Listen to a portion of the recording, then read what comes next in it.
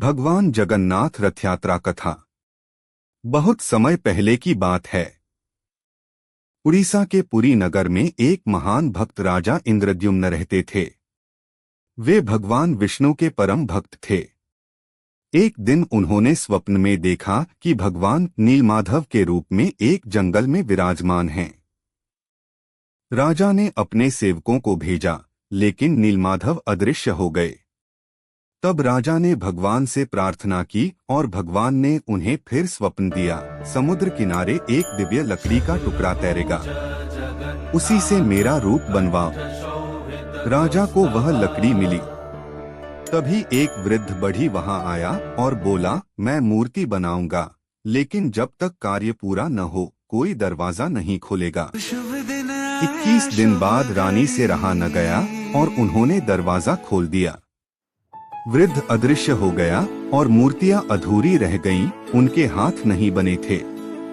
तभी राजा को फिर स्वप्न आया, हे राजन, यही मेरा सच्चा रूप है, अब इन्हीं की पूजा करो। तभी से भगवान जगन्नाथ, बलभद्र और सुभद्रा की पूजा शुरू हुई। हर साल आषाढ़ शुक्ल द्वितीया को भगवान 3 भव्य रथों पर सवार होकर अपनी मौसी के घर गुंडिचा मंदिर जाते हैं। इस यात्रा को ही रथ यात्रा कहा जाता है।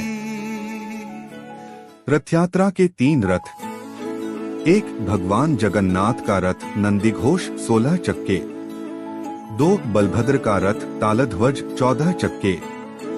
3 सुभद्रा का रथ पद्मध्वज 12 चक्के। लाखों भक्त भगवान के रथ की रस्सी खींचते हैं। ऐसा माना जाता है कि रथ की रस्सी खींचने से सारे पाप नष्ट हो जाते हैं।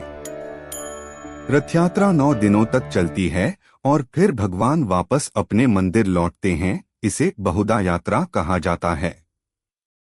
इस कथा का संदेश: भगवान केवल भव्य मंदिरों में नहीं, भक्त के प्रेम में रहते हैं। सच्ची भक्ति ही भगवान को आकर्षित करती है। जय जगन्नाथ।